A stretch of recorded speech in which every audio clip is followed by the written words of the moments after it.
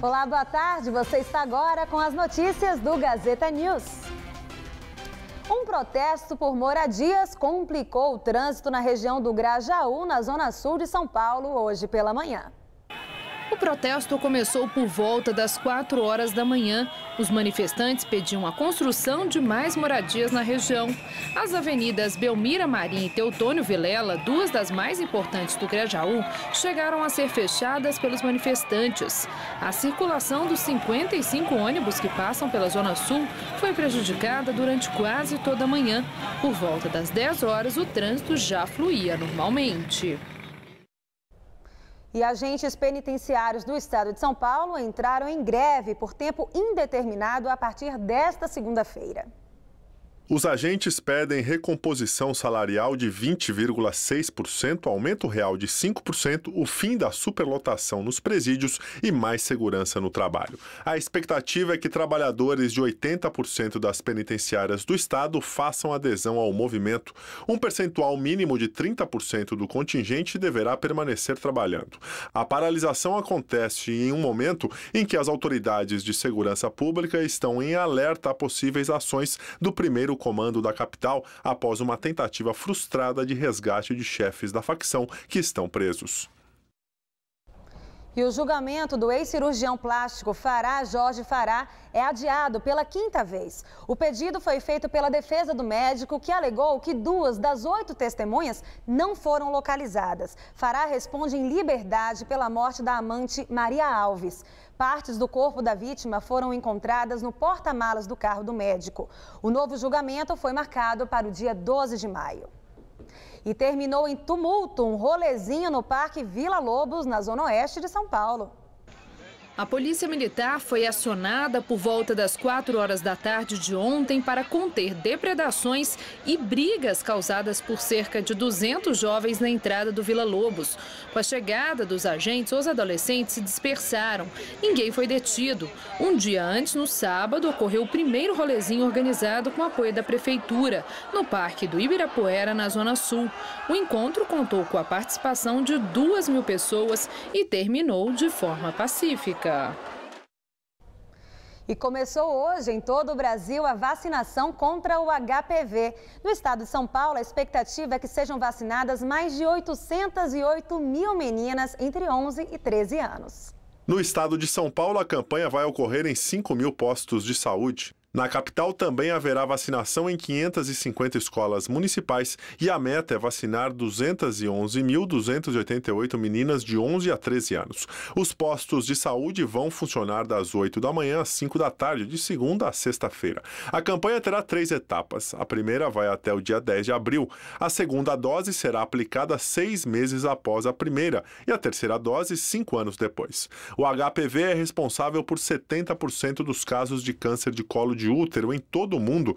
No Brasil, a doença é a terceira causa de morte entre as mulheres, ficando atrás dos tumores de mama e colo retal.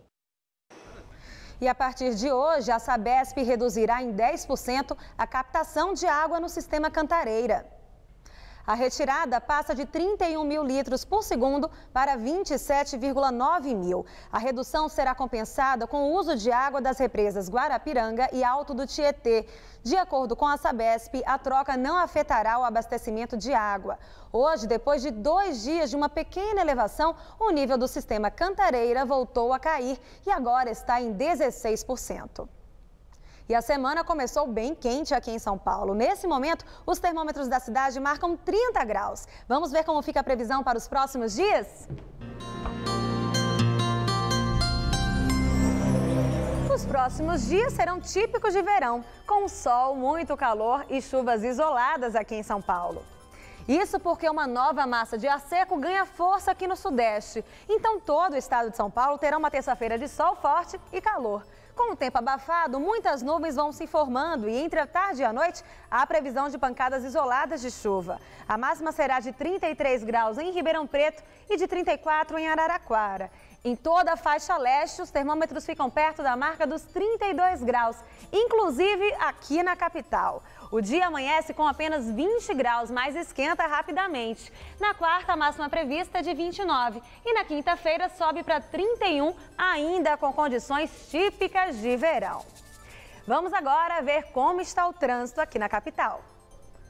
A capital registra neste momento apenas 53 quilômetros de vias congestionadas. Começamos pela Marginal Tietê, na altura da ponte da Vila Guilherme. Motorista que vai no sentido Ayrton Senna enfrenta trânsito carregado, mas sem congestionamentos, tanto na pista local quanto na expressa. Agora, Rua da Consolação, na altura da Maria Antônia. À direita, no sentido centro, trânsito fluindo bem. E no sentido inverso, para quem sobe para a Paulista, tráfego um pouquinho mais carregado. Agora a Avenida Aricanduva, na Zona Leste. Essa câmera mostra o movimento ali quase chegando no Parque do Carmo. Trânsito bom no sentido do bairro. Zona Sul agora, Avenida Emérico Richter, bem na altura da represa Billings. Movimento tranquilo, portanto uma boa opção para quem vai acessar a Nossa Senhora do Sabará. E também na Zona Sul temos a Avenida Indianópolis. Neste momento, também uma boa opção para o motorista, tanto no sentido da Avenida dos Bandeirantes, como no sentido do Parque Ibirapuera. E o uso do carro aumenta 21% na região metropolitana de São Paulo em 5 anos. É o que aponta a pesquisa de mobilidade urbana divulgada hoje pela Secretaria de Estado dos Transportes Metropolitanos. Enquanto o crescimento da população foi de 2%, as viagens diárias na região metropolitana de São Paulo cresceram 15% e em 2002 alcançaram um patamar de 44 milhões de deslocamentos. As viagens de bicicleta ou a pé subiram 8%, mas as motorizadas cresceram mais, 18%. A surpresa ficou para o crescimento do transporte individual. As viagens de carro e moto cresceram 21%, enquanto dos ônibus, trens e metrô, 16%. O secretário de Transportes Metropolitanos afirmou que o incentivo para a compra de veículos pelas classes populares foi o que impulsionou as viagens individuais motorizadas. Se o transporte ele for acessível, melhorar, as pessoas migram para o transporte coletivo. Assim como aqueles que tiveram oportunidade de melhorar usando o carro, migraram para o carro. Em resumo, a política pública é fundamental na definição do comportamento da população.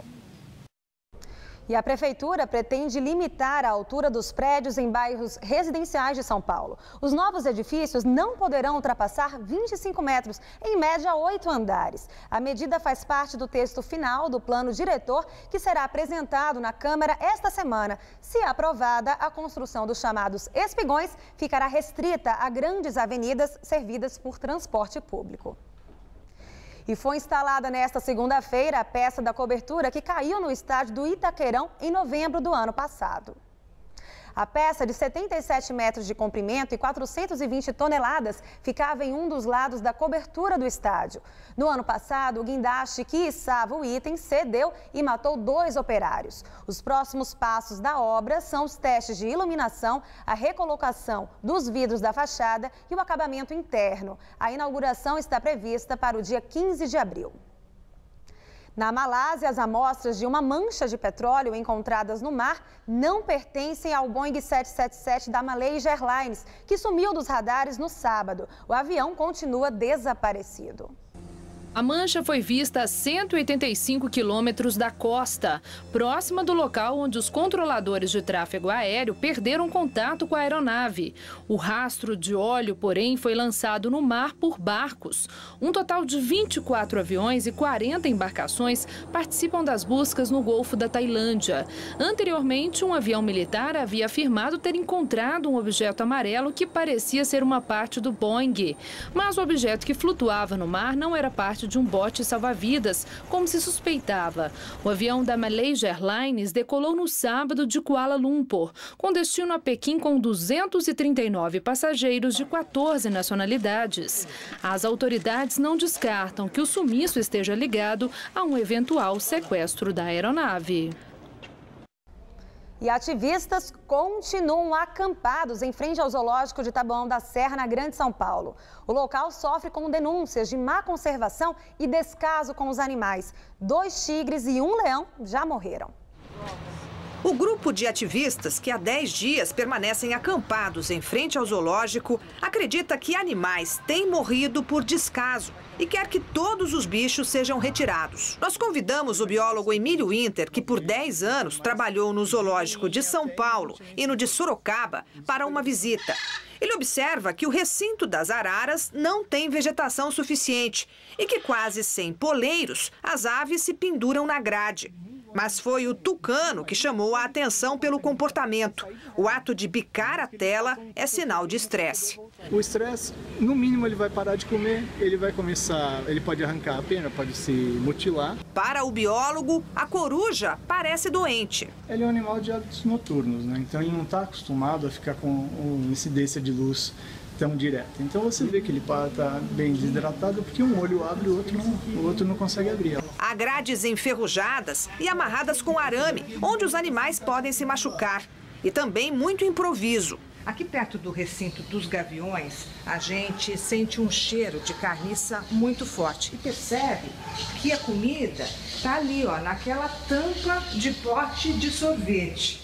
Aqui também não tem vegetação alguma e a água é servida, olha, num potinho que é usado para dar água para cachorro, ele está rachado e tem uma larva no fundo.